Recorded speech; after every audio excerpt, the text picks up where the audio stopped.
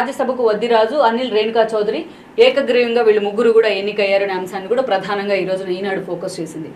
మనం చూసాం కాంగ్రెస్ వైపు నుంచి అటు రేణుకా చౌదరి ఖమ్మం ఎంపీగా పోటీ చేసేందుకు రేణుకా చౌదరి చాలా స్టబ్బోర్న్గా ఉంటూ వచ్చారు ముందు నుంచి. కానీ అటు ఖమ్మం ఎంపీ సీట్ నిజంగానే ఒక హాట్ సీట్గా మారింది.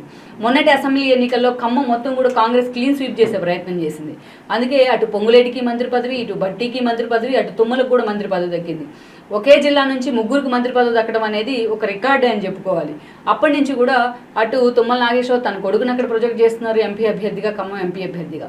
మరోవైపు పొంగులేటి తన బ్రదర్ను ప్రొజెక్ట్ చేస్తుంటే మరోవైపు బట్టి భార్య అక్కడ ఆల్రెడీ ప్రచారం కూడా స్టార్ట్ చేశారు. ఈ క్రమంలోనే రేణుకా చౌదరి ఒక దశలో ఒక డిఫెన్స్లో పడ్డారు. తాను కాకుండా ఎవరైనా పోటీ చేయాలనుకుంటే అది సోనియా గాంధీకి ఒక్కరికి మాత్రమే అవకాశం ఉంది అంటూ కూడా ఆమె కొన్ని కీలక కామెంట్స్ కూడా చేస్తున్నారు. తనకు మాత్రం టికెట్ ఇవ్వాల్సిందే అని డిమాండ్ చేస్తూ వచ్చారు. అయితే సోనియా గాంధీని కూడా పోటీ చేయాలని అటు రేవంత్ రెడ్డి కానీ ఇటు బట్టి కానీ వెళ్ళి ఆహ్వానించారు కూడా. కానీ సోనియా గాంధీ ఈ రోజున జైపూర్ నుంచి రాజ్యసభకు నామినేట్ అయ్యి ఉన్నారు. సో ప్రత్యక్ష ఎన్నికల్లో తను పోటీ చేసేందుకు ఇంట్రెస్ట్గా లేదు అనే ఒక మెసేజ్ని అయితే సోనియా ఇచ్చే ప్రయత్నం చేశారు.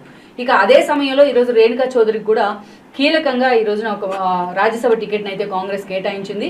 అంటే ఖమ్మం పార్లమెంట్ సీట్ రేణుకకు లేనట్లే అని ఒక క్లారిటీ అయితే ఇచ్చింది. మరోవైపు 4వ సారి రేణుకా చౌదరి రాజ్యసభ సభ్యురాలు కావడం ఇది 4వ సారి అనుకోవాలి. ఇక అనిల్ కుమార్ యాదవ్ అంటే డిఫరెంట్ ఇనిషియేషన్ అది.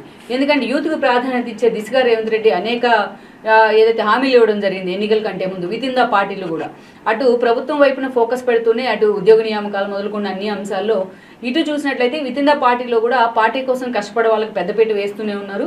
ఈ క్రమంలోనే బల్మూరి వెంకట్ లాంటి వాళ్ళకు మొన్న ఎమ్మెల్సీ పదవి ఇవ్వడం జరిగింది. లేటెస్ట్గా చూసినట్లయితే అనిల్ కుమార్ యాదవ్కి ఈ రోజున ఎక్స్పెక్ట్ కూడా చేయకుండానే రాజ్యసభ లాంటి అతి కీలక పదవులు ఇచ్చారు. అటు సామాజిక వర్గ ఈక్వేషన్లో కూడా ఆయన పర్ఫెక్ట్గా ఫిట్ అయ్యారని అనుకోవాలి అనిల్ కుమార్ యాదవ్. మరోవైపు చూసినట్లయితే ఈ రోజున బీఆర్ఎస్ వైపు నుంచి వద్దిరాజు రవిచంద్ర ఆల్రెడీ రాజ్యసభ సభ్యుడిగా ఉన్నారు. ఆయనకి ఈరోజు రెన్యువల్ చేసే ప్రయత్నం అయితే జరిగింది టీఆర్ఎస్ వైపు నుంచి.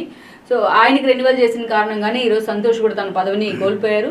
సో తానికి రెన్యువల్ చేయలేదనే కారణంతోనే కేసీఆర్తో టచ్ మీ నాట్ అన్నట్టు వ్యవహరిస్తున్నారన్న కొన్ని విమర్శలు కూడా ఉన్నాయి.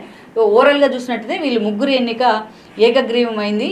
సో అది ఎన్నికల కమిషన్ కూడా ప్రకటించిన పరిస్థితి అయితే ఉంది. ఈ అంశాన్ని ఈనాడు ఈరోజు ప్రధానంగా హైలైట్ చేసే ప్రయత్నం అయితే చేసింది.